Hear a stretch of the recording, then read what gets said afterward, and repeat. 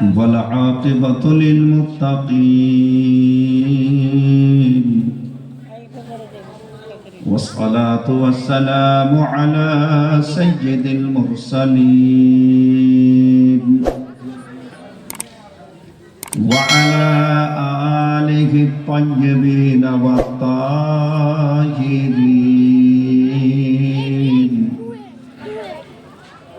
وأصحابه المكرمين أجمعين. أما بعد، قال الله تبارك وتعالى في القرآن المجيد والفرقان الحميد: أعوذ بالله من الشيطان الرجيم. بسم الله الرحمن الرحيم. هو الذي بعث في الأميين رسولا منهم يتلو عليهم آياته ويزكيهم ويعلمهم الكتاب والحكمة وإن كانوا من قبل لفي ضلال مبين. صدق الله العظيم. وبلغنا رسوله النبي الأمين الكريم ونحن على ذلك لمن الشاهدين والشاكرين والحمد لله رب العالمين. সমস্ত প্রশংসা ও কৃতজ্ঞতা বিশ্বনিয়ন্তা বিশ্ববিধাতা এক মহান রব্বুল আলামিনের জন্য, যিনি অব্যয় অক্ষয় নিরাকার নিরঞ্জন। তাহারই দরবারে হামদ ও সানা মহব্বতের সুরে বলুন আলহামদুলিল্লাহ। অতঃপর বিশ্বকুল সর্দার হাবিবে কিরদেগার তাজদারে মক্কা ও মদিনা রাহাতে কুলুব ও সিনা হযরত আকরাম নূরে মুজাসসাম সাল্লাল্লাহু তাআলা আলাইহি ওয়াসাল্লামের দরবারে অসংখ্য অগণিত দুরূদ ও সালাম অর্পিত বর্ষিত হোক। একবার আর মন থেকে বলুন আল্লাহুম্মা আমিন।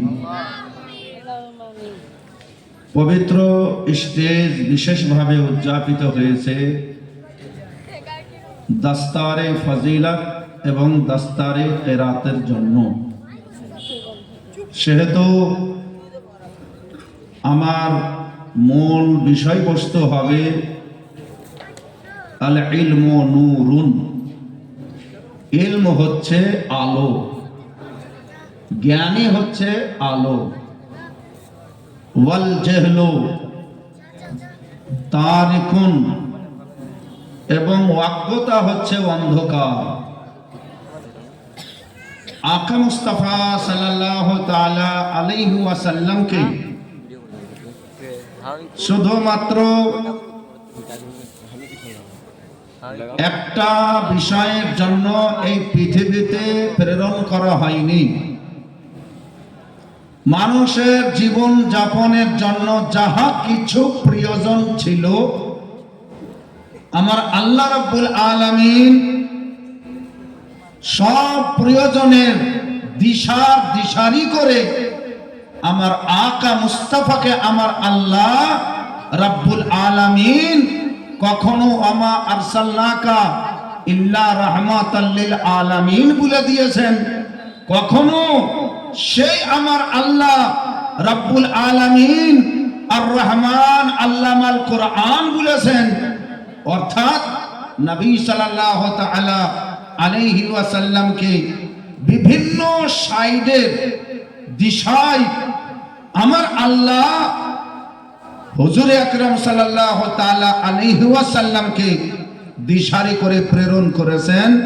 তেমনি আমার নবী মুস্তাফাকে সারা জগতে ইলমের আলো জ্বালিয়ে দেওয়ার জন্য ও আমার আল্লাহ প্রেরণ করেছেন। এটা মহব্বতে বলতে হবে সুবহানাল্লাহ। দয়ালু আকা সাল্লাল্লাহু তাআলা আলাইহি ওয়াসাল্লাম কোন ধরনের আলিম ছিলেন? নবী মুস্তাফা কোন ধরনের মুআল্লিম ছিলেন? আজ খাতমে বুখারী হয়েছে, আমি ঘরে বসেই শুনেছি আলহামদুলিল্লাহ। আপনারা সৌভাগ্যবান যে এই ধরনের এদারা শুধু আজকেই নয়, দীর্ঘদিন থেকে কায়েম হয়েছে। আর এই মনজার আর এই সুহানা মুহূর্ত আপনারা নিদর্শন করছেন। যাই হোক বন্ধুগণ, আমার মূল বিষয়ে আমি আসছি। সূরা আল জুমআ আয়াত নম্বর 2। আমার আল্লাহ রাব্বুল আলামিন ইরশাদ করেন, হুয়াল্লাযী বাআসা ফিল উম্মিয়িনা রাসূলা। সেই আল্লাহ প্রেরণ করলেন অশিক্ষিতদের মধ্যে এমনই একজন রাসূল, তাদেরই মধ্য হতে এমনই একজন রাসূল, ইয়াতলু আলাইহিম আয়াতিহি। তাদের কাছে যখন রাসূল সাল্লাল্লাহু আলাইহি ওয়াসাল্লাম কুরআনের আয়াত তেলাওয়াত করতেন, তাদের কাছে যখন, অর্থাৎ রাসূলুল্লাহ সাল্লাল্লাহু আলাইহি ওয়াসাল্লাম কাফিরদের কাছে যখন কোরআনের আয়াত তেলাওয়াত করতেন, অর্থাৎ রাসূলুল্লাহ সাল্লাল্লাহু আলাইহি ওয়াসাল্লাম যখন মুশরিকদের কাছে কোরআনের আয়াত তেলাওয়াত করতেন, কোরআনের আয়াত পড়তেন, ওয়ায়ুযাক্কিহিম, তো তাদেরকে পবিত্র করে তুলতেন। সুবহানাল্লাহ। নবী সাল্লাল্লাহু তাআলা আলাইহি ওয়াসাল্লাম শুধু তেলাওয়াত করে দিতেন তো তাদেরকে পবিত্র করে দিতেন। সবচাইতে বড় নাজিস হলো, বড় নাপাকি হলো মুশরিক হওয়া, শিরক হওয়া। তাকে কোরআন নিজের ভাষায় নাজিস বলেছে।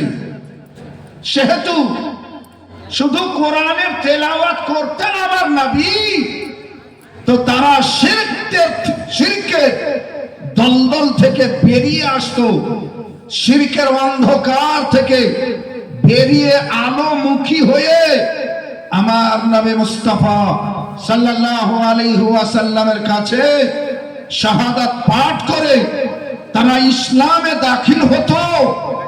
তাই কোরআন বলে ইউযাক্কিহিম, নবী যখনই তাদের কাছে কোরআনের আয়াত তেলাওয়াত করতেন তারা পবিত্র হয়ে যেত, মানে তারা ঈমানদার হয়ে যেত। সুবহানাল্লাহ, সুবহানাল্লাহ, মাশাআল্লাহ। ওয়া ইউআল্লিমুহুমুল কিতাবা ওয়াল হিকমা। নবী সাল্লাল্লাহু তাআলা আলাইহি ওয়াসাল্লাম কেমন ছিলেন আমার বলার দরকার নাই, শুধু আপনি কোরআনের তরজমা শুনেন। ওয়া ইউআল্লিমুহুম, এবং তাদেরকে আমার নবী পরিশিক্ষণ দিতেন। আরে ঝুমকে বলিয়ে সুবহানাল্লাহ। নবী আমার তালিম দিতেন। আল্লামা ইউআল্লিমু, এই মাদ্রাসার একটা নহমির পড়নেওয়ালা ছেলেকেও যদি বলা যায় যে তালিম মানে কি, তালিম মানে হচ্ছে শিক্ষা বিতরণ করা, তালিম মানে শিক্ষা দেওয়া, তালিম মানে শিক্ষা দেওয়া, আল ইলম মানে শিক্ষা, তাআল্লুম মানে শিক্ষা গ্রহণ করা। আমার নবী মুস্তাফাকে আমার আল্লাহ বলছেন ওয়া ইউআল্লিমুহুম, আর নবী সারা জগৎকে তালিম প্রদান করতেন। সুবহানাল্লাহ, মাশাআল্লাহ। তো যে নবী, যে রাসূল তালিম প্রদান করবেন, সে রাসূল বিনা শিক্ষাতে তালিম দিতে পারবেন? বিনা পড়াতে পারবেন? হে বেরাদার, এটা একটা শায়র আছে, আপনার কাছে আমি তুলে ধরবো ইনশাআল্লাহ। তবে কোরআনের তরজমা করছি, আগে বাড়ুন। ওয়া ইউআল্লিমুহুমুল কিতাবা ওয়াল হিকমাতা। নবী শুধু কোরআনের তালিম দেননি, নবী মুস্তাফা কৌশলের তালিম দিয়েছেন, হিকমাতা বিজ্ঞানের পর্যন্ত তালিম দিয়েছেন। নবী সাল্লাল্লাহু তাআলা আলাইহি ওয়াসাল্লাম যে কোনো বিজ্ঞান, ও রাজনীতি বিজ্ঞান হোক, সামাজিক বিজ্ঞান হোক, ভৌত বিজ্ঞান হোক, জীব বিজ্ঞান হোক, যে কোনো বিজ্ঞান, তার তালিম আমার নবী মুস্তাফা আমাদেরকে দিয়েছেন। এটাই কোরআনে উল্লেখ আছে, এটাই আমার আল্লাহ পবিত্র কোরআন সূরা আল জুমআ আয়াত নম্বর 2 বলছেন। হে বেরাদার, দয়াল নবী সাল্লাল্লাহু তাআলা আলাইহি ওয়াসাল্লামের ব্যাপারে আমার আল্লাহ বলেন, ওয়া ইউআল্লিমুহুমুল কিতাবা ওয়াল হিকমা ওয়া ইন কানু মিন ক্বাবলু লাফি যালালিন মুবিন। অথচ এই নবী আসার পূর্বে তারা খোলা পথ ভ্রষ্টে ছিল। আমি আমার মুহাম্মদ, আমি আমার মুস্তাফাকে পাঠিয়ে তাদেরকে শুধু ঈমান দেওয়া যায়নি, সাথে সাথে তাদেরকে বিজ্ঞান পর্যন্ত দেওয়া হয়েছে। সুবহানাল্লাহ, সুবহানাল্লাহ। বন্ধু আমার, ইনশাআল্লাহ কিছুক্ষণ আলোচনা হবে, শুধু কোরআনের তর্জমা হলো। মন ভরে, প্রাণ ভরে, ভক্তি ভরে, উচ্চ স্বরে সকলকে দুরূদ পাঠ করতে হবে। আমরা পুরুষ জাতি দুরূদ পাঠ করি, মা বোনেদেরকেও বলি আপনারাও দুরূদ পাঠ করবেন, তবে জোরে পাঠ করতে হবে না। আপনাদেরকে আস্তে আস্তে বলতে হবে, যাতে করে আপনি নিজে শুনতে পান, আপনার আওয়াজ জোরে যেন অপর কেউ না শোনে। দুরূদ পাঠ করিয়েন। আমার রাসূলুল্লাহ সাল্লাল্লাহু তাআলা আলাইহি ওয়াসাল্লাম বলেন, যে উম্মত আমাকে দুরূদ প্রেরণ করে, আমার উপরে দুরূদ পাঠ করে, আমি তো পরে আমার আগে আমার আল্লাহ তার উপরে 10 বার রহমত প্রেরণ করেন। সুবহানাল্লাহ, সুবহানাল্লাহ। হ্যাঁ বন্ধুগণ আমার, তাই মন খুলে দুরূদ পাঠ করুন। আল্লাহুম্মা আল্লাহুম্মা সাল্লি আলা সাইয়্যিদিনা মাওলানা। কই আমায় সোনার মদিনা, ডাকো আমায় সোনার মদিনা, ও নবী গো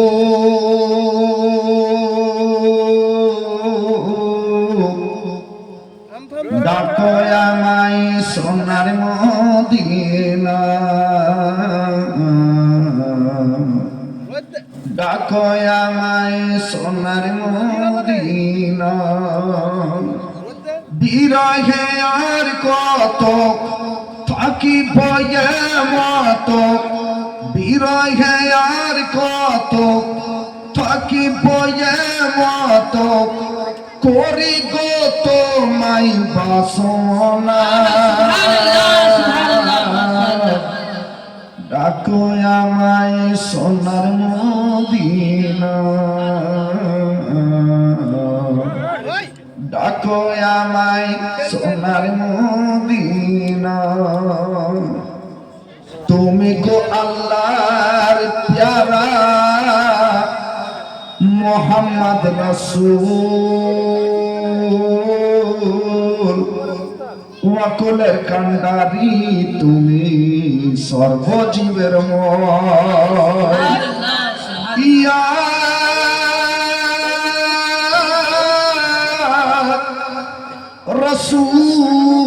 रसूल अल्लाह, या हबीब अल्लाह, जिस पे तेरा करम हो जाए आका, उसका बेड़ा पार हो जाए आका।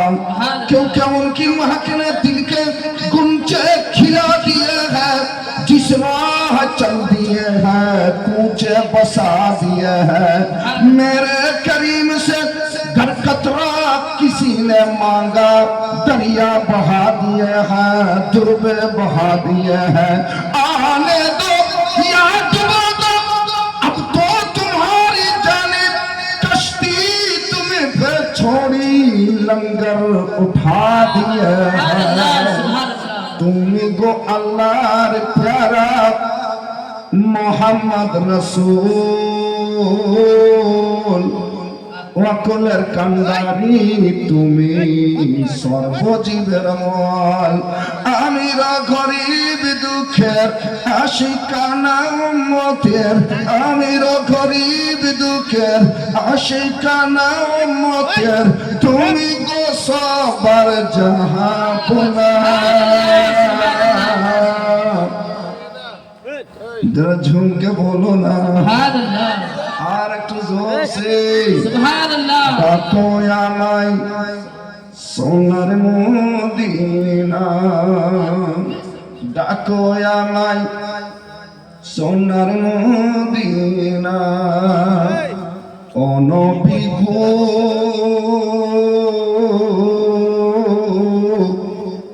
ডাকো আমায় সোনার মদিনা বিরহে আর কত থাকি বয়ে মত করি গো তোমায় বাসনা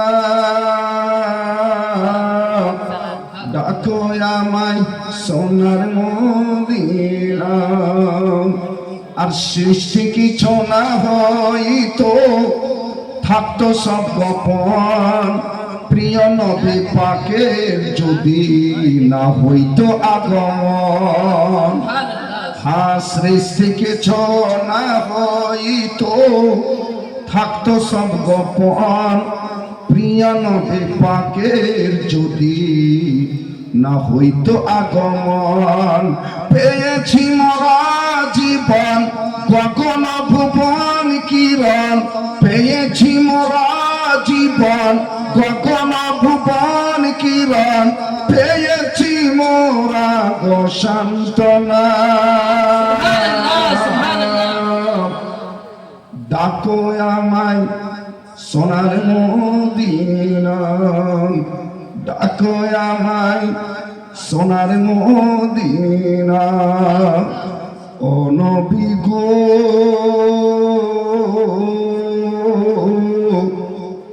ডাকো আমায় সোনার মদিনা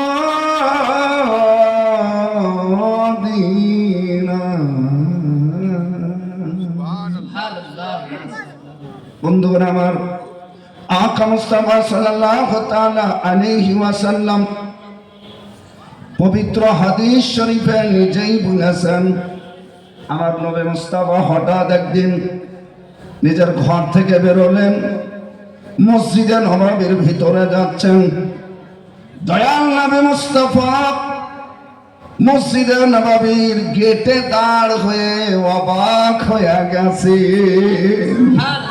আর জোরে বলতে হবে সুবহানাল্লাহ আর চিল্লা বলেন সুবহানাল্লাহ সুবহানাল্লাহ আকা মুস্তাফা সাল্লাল্লাহু তাআলা আলাইহি ওয়াসাল্লাম মসজিদের গেটে দাঁড় হয়ে একবার দাহিন দিকে দেখছেন একবার বাম দিকে দেখছেন কি দেখছেন আমার নবী আমার যত সাহাবায়ে কেরাম ঈশার নামাজের পর জানো দুই দলে বিভক্ত হয়ে আছে দুটো হালকা বানিয়ে আছে এক দলকে দেখছি তারা কোরআন তেলাওয়াত করে আল্লাহর দরবারে জিকির করে তারপরে তারা দোয়া করে অন্য একটা দলকে দেখছি তাদের মধ্যে একজন শিক্ষক সেজেছেন সবাই ছাত্র সেজে যেন লেখাপড়া করে সুবহানাল্লাহ সুবহানাল্লাহ হে বিরাদার আজ আমাদের কাজ কি মসজিদে গেলাম নামাজ হলো ফজরের সময় নামাজ পড়তে নাই পড়তে মসজিদের দরজা থেকে বার হওয়া মাত্র বলছে আরে ভোলোর বাপ জানিস কিছু কি হয়েছে মানে বেটিটা পালিয়ে গেছে মানে সব খবর এই বুড়াকে আছে কোনদিন এমন হলো না যে নামাজ পড়তে যাচ্ছি আজ ফজরের পর 5টা মিনিট ইমাম সাহেবকে নিয়ে ওখানে বসে দুটো ধর্মের আলোচনা করব একটা সূরা শিখব মোটামুটি 10 দিন পর 15 দিন পর কোন সময় তো লাগাতার জানাজা পড়তে দিতে হয় মাটি দিতে হয়। মাত্র তিনটা কথা, মিনহা খালাকনাকুম ওয়া ফিহা নুঈদুকুম ওয়া মিনহা নুখরিজুকুম তারাতান উখরা। সারা জীবন চলে গেল, মুখস্থ হলো না। একটা মৌলবীকে বা তালবিলিমকে কবরের সামনে দাঁড় হয়ে তার মুখ ফেনা ফেনা হয়ে যায় বলতে, কেন আপনি তিনটা কথা মুখস্থ করতে পারলেন না? আপনার কাছে মসজিদে বসার মোটেই সময় নাই। হে বেরাদার, আমার আকা আমার মুস্তাফার হাদিসে লেখা আছে, যদি কোনো নামাজি ওযু করেছে, নামাজ পড়ার উদ্দেশ্য বের হয়েছে, নামাজি নামাজ পড়েছে, ওযু করেছে, মান তাবাজ্জা ফা আহসানা ওযুআহু, যে ওযু করেছে খুব সুন্দরভাবে ওযু করেছে। ওযু করার সময় লক্ষ্য রাখতে হবে যে আমার এড়ি তো শুকনো হয়ে থাকলো না, প্রত্যেক উজুর আজাতে 3 ফোঁটা পানি যেন বহে যায়, তবে আপনার উজু হবে। আপনি শুধু চচর মচর করে উজু করিয়েন না। আমার নবী মুস্তাফা বলেন, মান তাবাজ্জা ফা আহসানা ওযুআহু, যে ব্যক্তি ওযু করলো আর খুব সঠিকভাবে ওযু করলো এবং ইয়ামাদু ইরাদা রাখলো মসজিদে যাব, নামাজ আদায় করব, এই নিয়তে যদি বেরোলছেন, তা আমার নবী বলছেন তার বাড়ির দরজা হতে 1 ডাগ আগে বাড়ালছে, আর 1 ডাগ আগে বাড়ালছে, আর 1 ডাগ আগে বাড়ালছে, তাকে আমার আল্লাহ গমতিতে নিয়ে নিয়েছেন।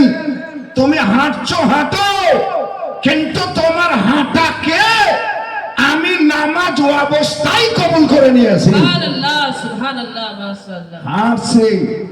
নবী সাল্লাল্লাহু আলাইহি ওয়াসাল্লাম বলেন, সে ব্যক্তি যেমন 2 রাকাত নামাজ পড়তে দাঁড় হয়, সওয়াব জারি হয়ে যায়, তেমনি তার নামাজ অবস্থায় দাঁড় হওয়ার মতো সওয়াব জারি হয়ে গেছে। এইগুলো ওখানে কিছু তো আমাদেরকে জানকারি নিতে হবে। আমার নবী আরো বলেন, 1 পা আগে বাড়ালে 1টা নেকি পাওয়া যাবে, আর ওই 1 পা বাড়ালে 1টা নেকি পাওয়া যাবে, তার সাথে সাথে তার 1টা গুনাহ মিটিয়ে দেওয়া হবে। আবার আগে ডাব বাড়ালে আবার 1টা নেকি পাওয়া যাবে, আবার 1টা গুনাহ মিটিয়ে দেওয়া হবে। সহিহ হাদিসে লেখা আছে। হে বেরাদার, তাই যথাসাধ্য বাড়ি থেকে উজু করে যদি আপনি মসজিদ যান, অবশ্যই আপনাকে এই সওয়াব পাওয়া যাবে। আমার নবী মুস্তাফা বলেন, যে যত দূর থেকে উজু করে মসজিদ আসবে, আমার আল্লাহ তাকে সবারই চাইতে বেশি নেকি প্রদান করবেন। হযরতে আবু হুরায়রা রাদিয়াল্লাহু তাআলা আনহুকে জিজ্ঞাসা করা হলো, এই মাদ্রাসাতেও পড়া হচ্ছে মুয়াত্তা ইমামে মুহাম্মদ, তাতে এই হাদিস লেখা আছে, আবু দাউদ শরীফ তাতে এই হাদিস লেখা আছে। হে বেরাদার, আকা মুস্তাফা সাল্লাল্লাহু তাআলা আলাইহি ওয়াসাল্লামের ফরমানে আলিশান যে ব্যক্তি এইভাবে নিয়াত করে যাচ্ছে, আর তার যদি নিয়াতে থাকে, তার যদি অন্তরে থাকে যে আমি মসজিদ যেয়ে নামাজ পড়ার আগে বা নামাজ পড়ার পরে মানুষকে কিছু শিখাবো বা কারো কাছে কিছু শিখবো, আর ওই লোকটা এই নিয়াত রেখেছেন, তো ওই লোকটার কদমের নিচে আল্লাহর ফেরেশতা নিজের পাখা বিছিয়ে বিছিয়ে দিয়েছে। সুবহানাল্লাহ, সুবহানাল্লাহ। আপনি মসজিদ যান, শুধু নামাজ পড়ার জন্য নয়, তালিমের জন্য যেতে হবে। আমার রাসূলুল্লাহ সাল্লাল্লাহু আলাইহি ওয়াসাল্লামের হাদিস শরীফ, মসজিদে যে দেখছেন আমার নবী, তো 2টো জামাত হয়ে আছে, 2টো মজলিস বসে আছে। মসজিদের ভিতরে। এক মজলিসের নামাজি কেমন নামাজি? যাদের ব্যাপারে আমার নবী সাল্লাল্লাহু আলাইহি ওয়াসাল্লাম বলেছেন, কিতাবের নাম নোট করেন, সুনান ইবনে মাজাহ শরীফ, তাতে হাদিস লেখা আছে। আকা সাল্লাল্লাহু আলাইহি ওয়াসাল্লাম বলেন, লা তামাসসুন নারু মুসলিমান রাআনি। আর জোরে বলতে হবে সুবহানাল্লাহ। নবী আমার বলেন, জাহান্নামের আগুন সেই মুসলমানকে স্পর্শ করতে পারে না, জাহান্নামের আগুন সেই মুসলমানকে ছুঁইতে পারে না। সাহাবাদের চোখ বড় হয়ে গেছে, কান খাড়া করে দিয়েছেন। এমন কোন মুসলমান যাকে জাহান্নামের আগুন স্পর্শও করতে পারে না? আমার নবী সাল্লাল্লাহু আলাইহি ওয়াসাল্লাম বলেন, রাআনি, যে মুসলমান আমাকে নিজের চোখে দেখে নিয়েছেন তাকে জাহান্নামের আগুন ছুঁইতে পারে না। সুবহানাল্লাহ, সুবহানাল্লাহ। ও রাআমান রাআনি, এবং আমাকে দেখনেওয়ালাকে যে দেখে নিয়েছে তাকেও জাহান্নামের আগুন স্পর্শ করবে না। তো যাদেরকে জাহান্নামের আগুন ছুঁইতে পারে না, সেই সাহাবাগণদের আমলেই ছিল কোরআন পড়ছেন, দোয়া করছেন। অন্যদিকে ইউআল্লিমুনা ওয়া ইয়াতাআল্লামুনা, কিছু লোককে শিক্ষা দিচ্ছে, কিছু লোকের কাছে শিক্ষা গ্রহণ করছেন। কত ঠান্ডা পরিবেশ ছিল, কত ভালো পরিবেশ ছিল। আমার নবী সাল্লাল্লাহু আলাইহি ওয়াসাল্লাম দেখে নবীর কলিজা ভরে গেছে। নবী সাল্লাল্লাহু তাআলা আলাইহি ওয়াসাল্লাম বলেন, কুল্লু হাউলাই আলাল খায়র। এই যে আমি দুই মজলিসে দেখছি, উভয় মজলিসের সাহাবী, আল্লাহ সবারই উপরে ভালাই করবেন, সবাই উপকৃত। নবী সাল্লাল্লাহু আলাইহি ওয়াসাল্লাম বলেন, ইয়াকরাউনা আল কুরআন ওয়া ইয়াদউনা, এরা কোরআন পড়ছে, আল্লাহর কাছে দোয়া প্রার্থনা করছেন। আমার আল্লাহ যদি চাহেন তো কবুল করে নেবেন। আল্লাহর কাছে এটাই আশা রাখতে হবে, আল্লাহ রাব্বুল আলামিনের কাছে এটাই বিনীত ভাবে প্রার্থনা করতে হবে। আমার নবী মুস্তাফা অপর মজলিসের জন্য, অপর হালকার জন্য বলছেন। তারপরে নবী মুস্তাফা বলছেন, আকা সাল্লাল্লাহু আলাইহি ওয়াসাল্লাম তারপরে কি করছেন? ফাজালাসা মাআহুম, যারা শিক্ষা দীক্ষা দিচ্ছিলেন, শিক্ষা অর্জন করছিলেন, নবী মুস্তাফা তাদের কাছে যেয়ে বসলেন। আমার নবী সাল্লাল্লাহু আলাইহি ওয়াসাল্লাম উচ্চ আওয়াজে, জোর গলাতে গোটা মসজিদের সাহাবা শুনেছেন। আমার নবী মুস্তাফা বলছেন, ইন্নামা বুইস্তু মুআল্লিমা, সব ছেলে অশিক্ষিত হয়ে পয়দা হয়, সব বাচ্চা মূর্খ হয়ে পয়দা হয়, সব ছেলে অজ্ঞ হয়ে পয়দা হয়। আমার নবী মুস্তাফা আমার নবী মুস্তাফা বলছেন, ইন্নামা বুইস্তু মুআল্লিমা, কিন্তু আমি মুস্তাফা মায়ের গর্ভ থেকে শিক্ষিত হয়ে নয়, শিক্ষক হয়ে দুনিয়াতে এসেছি। সুবহানাল্লাহ, সুবহানাল্লাহ, মাশাআল্লাহ। সাহাবাদের আকীদা ছিল নবী শিক্ষিত, সাহাবাদের আকীদা ছিল নবী পড়া, সাহাবাদের আকীদা ছিল নবী ডক্টর, সাহাবাদের আকীদা ছিল নবী বৈজ্ঞানিক, সাহাবাদের আকীদা ছিল আমার নবী মুস্তাফা যত ভালো সিফাত আছে সব সিফাতের মালিক আল্লাহ রাব্বুল আলামিনের পরে আল্লাহর মহা সিফাত যেটা আল্লাহর জন্য প্রযোজ্য, তারপরে যত আওসাফ ভালো সেই সিফাতের অধিকারী ছিল একমাত্র রাসূলুল্লাহ। বেরাদার, সেই নবী সাল্লাল্লাহু তাআলা আলাইহি ওয়াসাল্লাম শিক্ষাকে কেমন প্রাধান্য দিয়েছিলেন, কেমন আহমিয়ত দিয়েছিলেন, যে নবী শিক্ষার জায়গাতে যে বসলেন আর নবী নিজকে বললেন, ইন্নামা বুইস্তু মুআল্লিমা, নিশ্চয় আমি শিক্ষক হয়ে প্রেরিত হয়েছি, শিক্ষক হয়ে এই দুনিয়াতে কদম রেখেছি। ফলত বেশি কথা বুঝাবার দরকার নেই, এটাই জেনে নিতে হবে সহিহ বুখারীতেও এই হাদিস লেখা আছে, আর অন্যান্য হাদিস গ্রন্থে এই হাদিস লেখা আছে। এই হাদিসকে সহিহ হাদিস বলা হয়েছে। আমার আল্লাহ কোরআনে বলছেন ওয়া ইউআল্লিমুহুমুল কিতাবা, এবং তাদেরকে কোরআনের তালিম দিতেন। হে বিরাদার, এক কথায় আমার নবী মুস্তাফা শিক্ষিত ছিলেন, তবে কোন মাস্টারের কাছে পড়েননি, কোন ডাক্তারের কাছে ইনজেকশন করতে শিখেননি, কোন কোবরার কাছে কাঠ পালা দেখেননি। আমার নবী মুস্তাফা বেনা স্কুলে পড়েছেন, আমার নবী মুস্তাফা বেনা কলেজে পড়েছেন, আমার নবী মুস্তাফা বেনা পাঠশালায় পড়েছেন। তাহলে নবীকে পড়ালেন কে? আর রহমান আল্লামাল কোরআন, আমার নবীকে স্বয়ং আমার আল্লাহ কোরআন পড়িয়ে দিয়েছেন। সুবহানাল্লাহ, মাশাআল্লাহ। প্রথমে যখন কোরআন নাজিল হলো, মাদ্রাসার হাফিজের ছেলেরা কোরআন মুখস্থ করে মুখ লড়াই, মাথা লড়াই, গোটা দেহ লড়াই। আমার নবী সাল্লাল্লাহু তাআলা আলাইহি ওয়াসাল্লামও নিজের জুবান লড়াচ্ছেন, আমার নবীও ঝুঁকছেন। কারণ এক পৃষ্ঠা কোরআন জিবরাইল আমিন আল্লাহ পক্ষ হতে নবীকে শুনিয়ে দিয়েছেন, যেন না ভুলে যায়, মুখস্থ থেকে যায়। তাই মুখস্থ করার জন্য নবী সাল্লাল্লাহু আলাইহি ওয়াসাল্লাম এইভাবে হিলছেন আর মুখ লড়াচ্ছেন, জিহ্বা মোবারক লড়াচ্ছেন। আমার আল্লাহ রাব্বুল আলামিন জিবরিল আমিনকে তাড়াতাড়ি পাঠাচ্ছেন, যাও। আরে ঝুমকে বলিয়ে সুবহানাল্লাহ।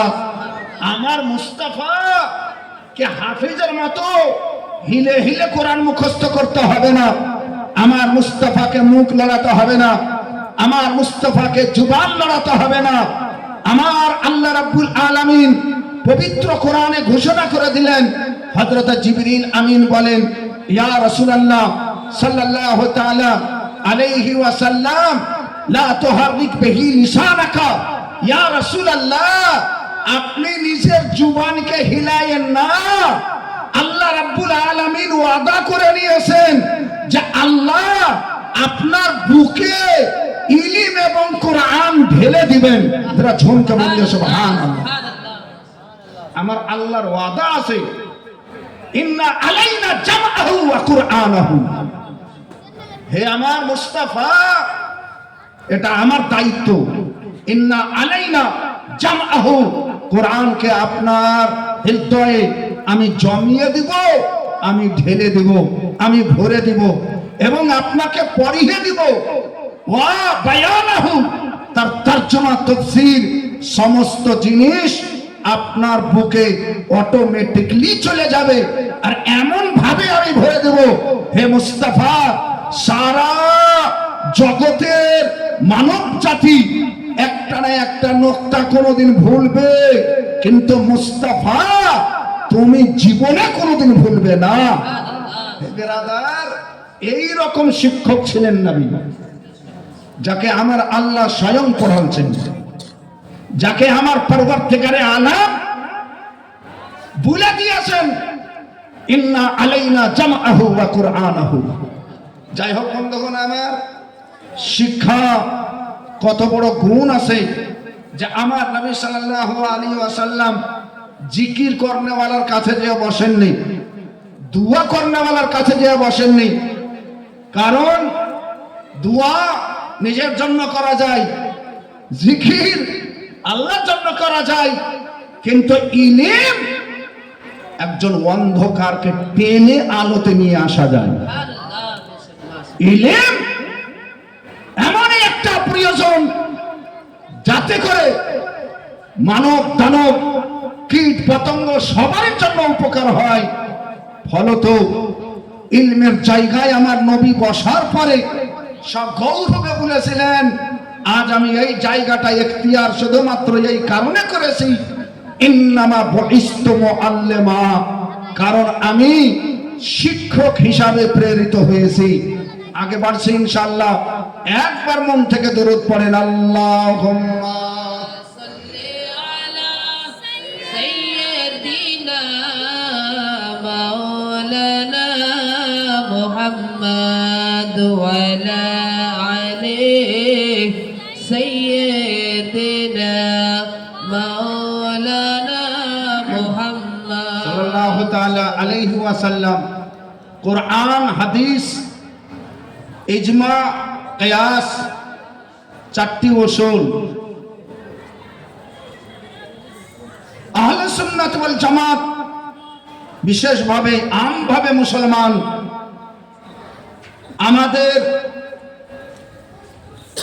শুয়া থেকে জাগা পর্যন্ত মুখ ধোয়া পর্যন্ত মানুষের সঙ্গে কথা বলবে কেমন করে বলতে হবে সব বিধান পবিত্র কোরআন এবং পবিত্র হাদিসে রয়েছে বলেন আলহামদুলিল্লাহ।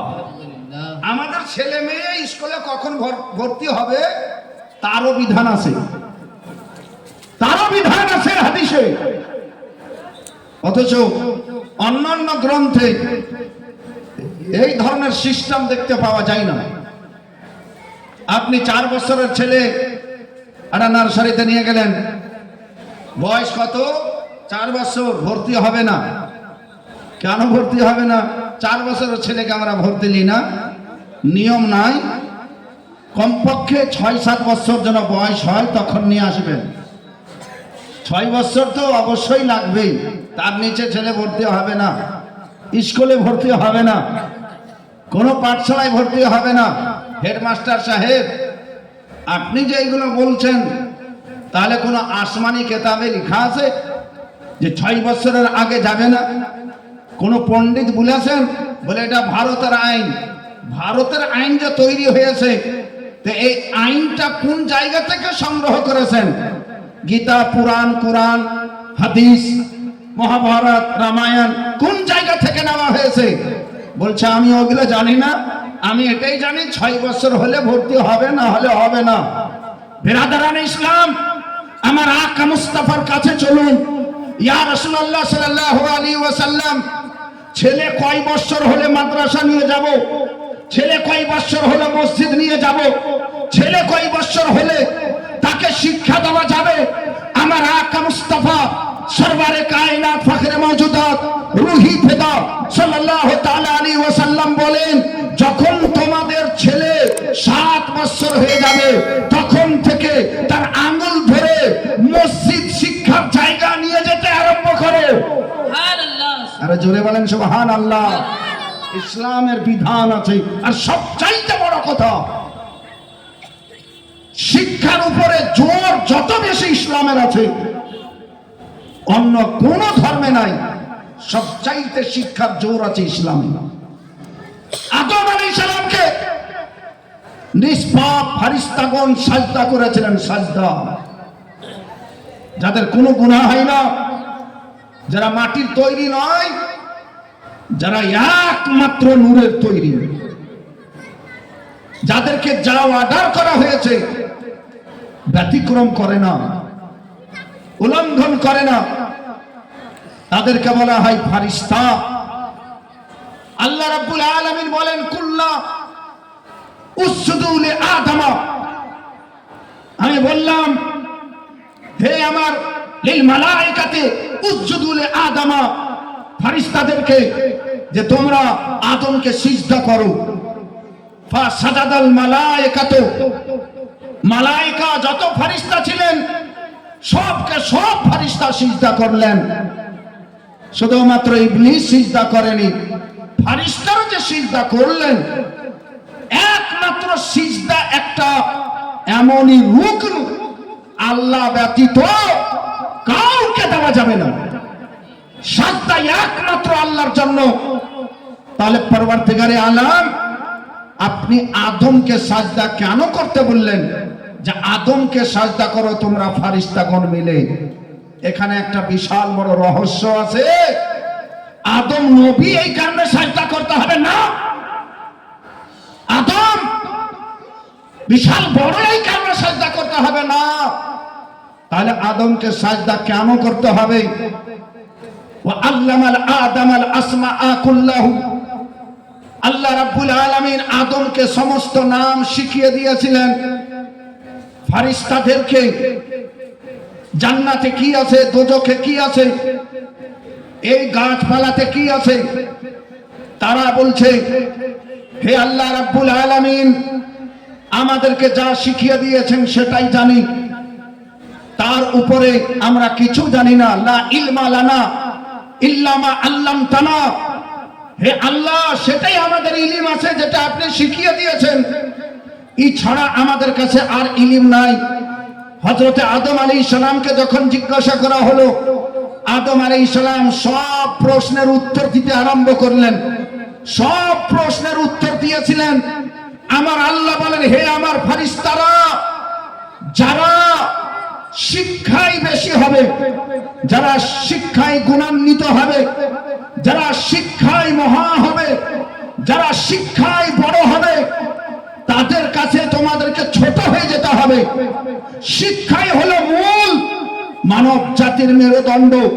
হে বেরাদার, আল্লাহ রাব্বুল আলামিন তখন বললেন, আদম যেহেতু তোমাদের যত ফেরেশতা আছো সব চাইতে বেশি শিক্ষিত আদম, সেহেতু শিক্ষার কারণেই আদমকে সিজদা করো। এবার জোরে বলেন সুবহানাল্লাহ। আদমকে সিজদা করো যেহেতু আদম শিক্ষিত, সব চাইতে বড় শিক্ষিত আদম। শিক্ষার কারণে আদম আলাইহিস সালামকে সিজদা করতে হয়েছিল। এই সিজদাটা তাআব্বুদি ছিল না, তাজিমি ছিল না।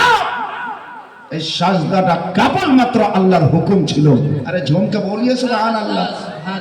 এই ধরনের বাহানা, টাল বাহানা করে মানুষকে শুধু সাজদাতে ঝুঁকিয়ে দেওয়ার চেষ্টা যেন না হয়। মাত্র আল্লাহর হুকুম। তাফসীর খুলে দেখেন কিসের জন্য ছিল, সেটা কোরআনে উল্লেখ আছে যে আদম আলাইহিস সালাম সবচাইতে বড় শিক্ষিত হয়েছিলেন। তাই আল্লাহ তখনই অর্ডার করেছিলেন, তবে আল্লাহ রাব্বুল আলামিনের হুকুম তারা পালন করেছিলেন। হে বিরাদার, শিক্ষা কেন্দ্র, শিক্ষার এই জায়গাতে আমরা বসে আছি। কালকে বলেছি আলহামদুলিল্লাহ, এই জায়গাটাকে জান্নাতি বাগান বলা হয়েছে। শিক্ষা কাকে বলছে? আপনাকে, যদিও এটা বুখারী শরীফে লেখা নাই, যদিও এটা সহিহ কোনো হাদিসে লেখা নাই, এই ধরনেরই শাইরের কিতাবে লেখা আছে, তাওয়ারিখের কিতাবে লেখা আছে। আরবি গ্রন্থে আমি পড়েছি ইনশাআল্লাহ। তবে শায়ের তাওয়ারিখের জন্য সনদের দরকার হয় না, অতি শুধুমাত্র তারগীব দেওয়ার জন্য বলা কে জায়েজ বলে দেওয়া হয়েছে। আর মহব্বতে বলতে হবে সুবহানাল্লাহ, সুবহানাল্লাহ, সুবহানাল্লাহ। আকা সাল্লাল্লাহু তাআলা আলাইহি ওয়াসাল্লামের হাওয়ালা দিয়েই বলা হয়েছে। হে বিরাদার, নবী সাল্লাল্লাহু তাআলা আলাইহি ওয়াসাল্লাম মানুষদেরকে কত পয়েন্টের কথায়, ভালো কথা দিয়ে ভালো রাস্তাতে নিয়ে এসেছেন। রাত দিন আমার নবী এক করে দিতেন, যাতে করে জগতের মানুষ ব্যভিচারী, অন্যায় অবিচারী না করে তারা যেন সুপথের পথিক হতে পারে। প্রাণের বন্ধুগণ আমার, মাদ্রাসা কাকে বলে? মাদ্রাসাতে কি হয়? মাদ্রাসাতে ন্যায় পরায়ণতার শিক্ষা দেওয়া হয়, ইনসাফের শিক্ষা দেওয়া হয়, আদলের শিক্ষা দেওয়া হয়। মাদ্রাসাতে ইত্তেহাদ ইত্তেফাকের শিক্ষা দেওয়া হয়। মাদ্রাসায় মেল মোহাব্বতের শিক্ষা দেওয়া হয়। মাদ্রাসায় সবচাইতে যিনি বড় তাকেই বলা হয় আল্লাহু আকবার। যিনি হলেন খালিক, যিনি হলেন মালিক, তাকে সিজদা করতে হবে, তারই শিক্ষা দেওয়া হয়। মানুষ মাতাল হলেও মাদ্রাসার তাজিম করে, মানুষ জুয়ারি হলেও মলবি গেলে তাসের আড্ডাতে মুখ ঘুষড়ে বসে, যেন আমার চেহারা না দেখে নাই। এর মানে খারাপ হলেও ভালো জিনিসের শ্রদ্ধা সম্মান তার জেহেনে আছে। প্রাণের বন্ধুগণ আমার, একজন লোক জীবনে কিছু করতে পারেনি, হঠাৎ করে ইন্তেকাল হয়ে যাবে। তার আগে বুঝতে পেরে গেছে আমার আর জীবনের আয়ু শেষ। বিবিকে বলছে, বিবি রে, মারা গেলে আমার যদি ছেলে জন্মগ্রহণ করে, তুমি গর্ভবতী, তাহলে তাকে মাদ্রাসায় ভর্তি করে দিও। প্রাণের বন্ধুগণ আমার, মায়েরা বোনেরা গো, ওই লোকটা এই কয়েকটা কথা বলে ইন্তেকাল করে যাচ্ছেন। মা জননী কিছুদিন পরে একটা ছেলে, বাচ্চা ছেলে, নূরের মতো জ্বলে, সুন্দর ছেলে, এত গঠন ভালো, যেই কেউ দেখে অবাক হয়ে যায়। বলে, বিবে, তোমার ছেলে খুব সুন্দর ছেলে হইয়াছে। এই ছেলে ধীরে ধীরে বড় হলো, প্রায় 6 বছর বয়স এরকম হয়ে গেছে। মা জননী ছেলেকে বলছে, বেটা, তোমার বাবা জীবনে বেঁচে নাই, তোমাকে আজ পর্যন্ত কেউ কোথাও নিয়ে গেল না, চলো আমি তোমাকে আজ বিশাল বড় বিল্ডিং দেখিয়ে নিয়ে আসি।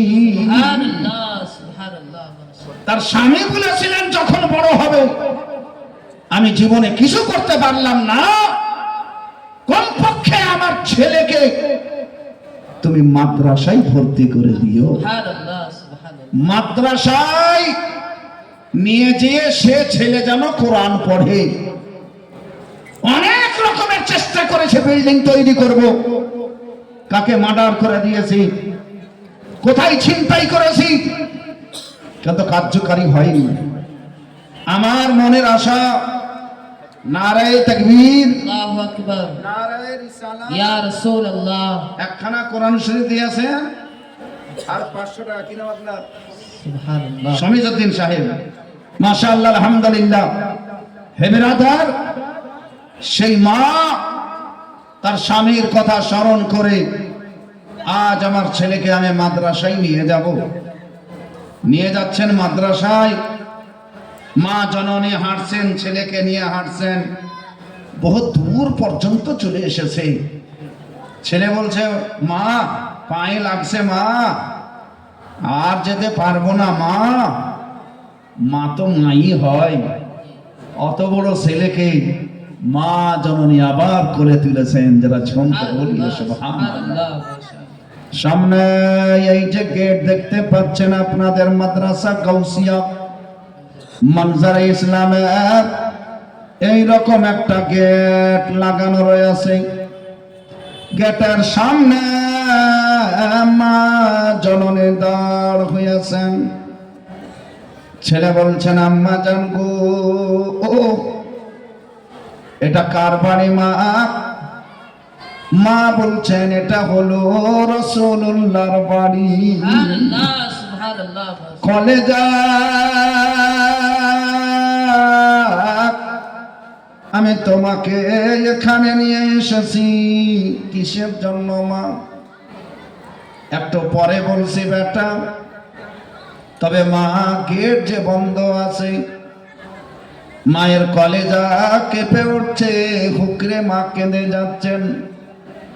ছেলে আঁচল ধরে টানে, মা কাঁদেন কেন? মা হঠাৎ আপনাকে কি হয়ে গেল? মা আর কথা বলতে পারছেন না।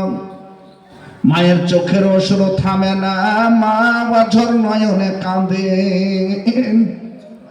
বাচ্চা ছেলে মায়ের কাঁদনে জোর জোর করে কাঁদতে লেগেছে। ভিতর থেকে মাওলানার কানে আওয়াজ যায়, ছুটে আসেন, দরজা খোলেন। সামনে দেখতে পাওয়া যায় একজন বোরকা পরা মেয়ে মানুষ। যেমন দেখলেন সালাম দিলেন, মাগো আপনার ছেলে আমাদের মাদ্রাসার গেটে এসে কাঁদে কেন? আম্মা জান কথা বলতে পারছেন না, মা কথা বলেন।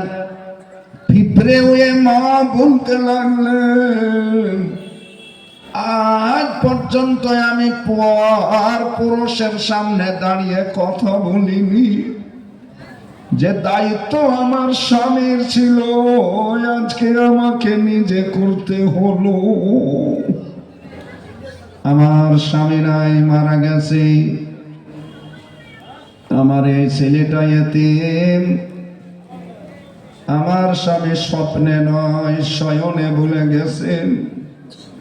বিবি যদি আমার বেটা হয়, এদিক সেদিকে কোথাও নয়, আমার ছেলেকে মাদ্রাসায় দিও।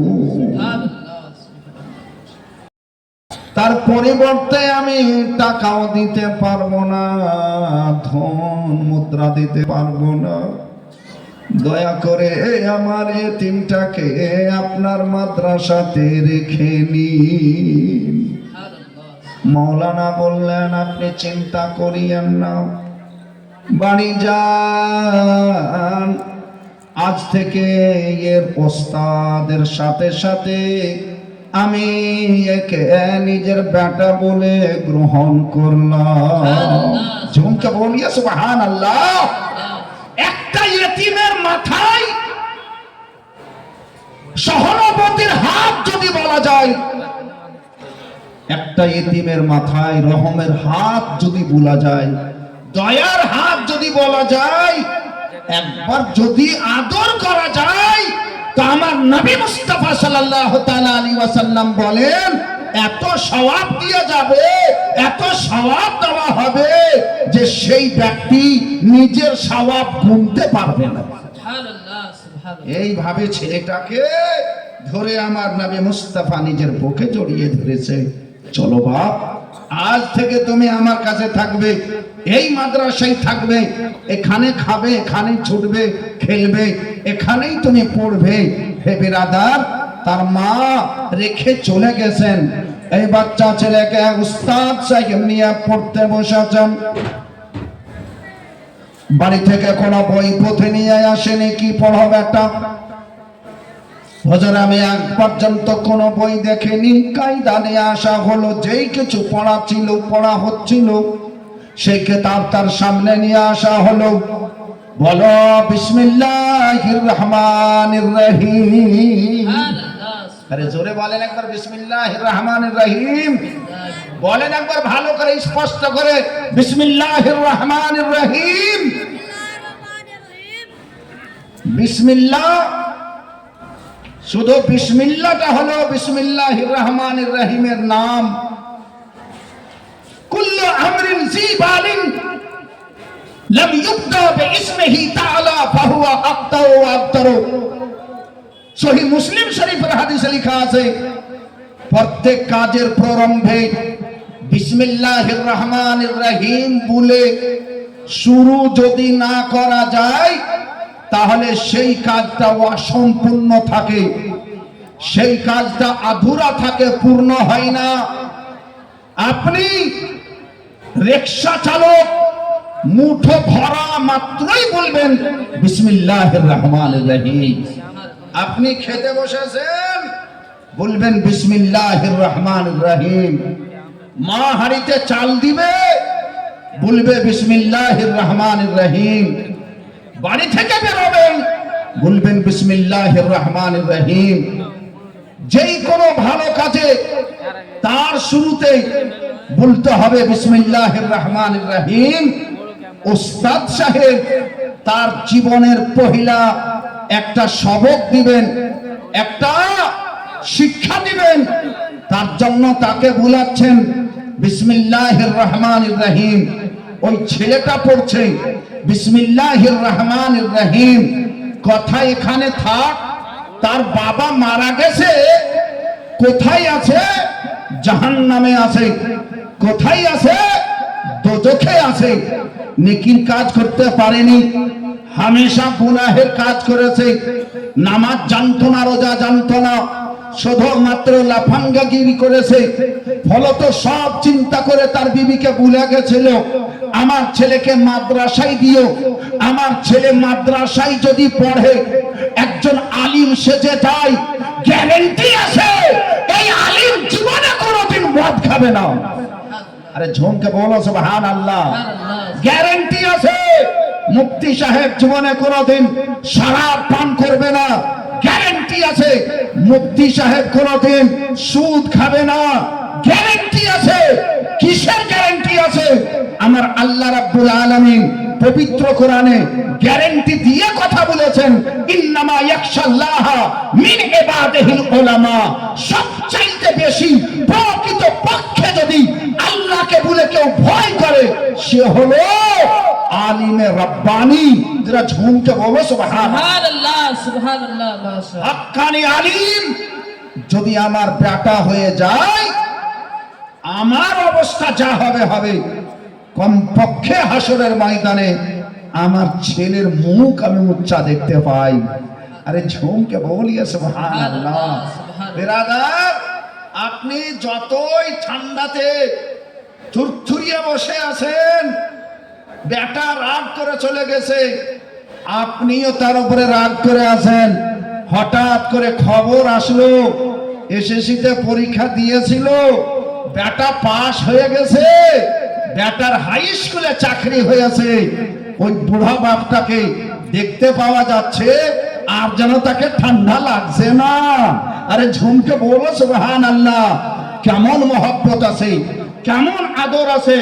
হে বিরাদার, আমার নবী মুস্তাফা সাল্লাল্লাহু তাআলা আলাইহি ওয়াসাল্লামের দুটো কথা আপনি শুনুন। এই ছেলে এদিকে বিসমিল্লাহির রহমানির রহিম পাঠ করেছে, ওদিকে তার আব্বা জান, ওদিকে তার আব্বা জানকে আল্লাহর ফেরেশতারা জাহান্নাম থেকে বের করে জান্নাতবাসী করে দিয়েছেন। যারা ঝুমকে বলিয়ে সুবহানাল্লাহ। তার বাবা জিজ্ঞাসা করছেন, আমি এত চিৎকার করলাম, এত চিল্লালাম, কোনো কার্যকারী হয়নি, আমার কথা শোনা হয়নি, আজ হঠাৎ করে আমাকে জাহান্নাম থেকে বের করে জান্নাতে কেন দেওয়া হয়েছে?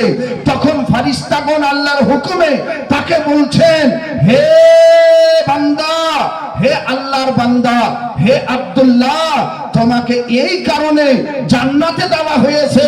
আমার আল্লাহ আমাদেরকে বলেছেন, যার বেটা মাদ্রাসায় বিসমিল্লাহির রহমানির রহিম পাঠ করবে তার বাপকে জাহান্নামে রাখা যাবে না।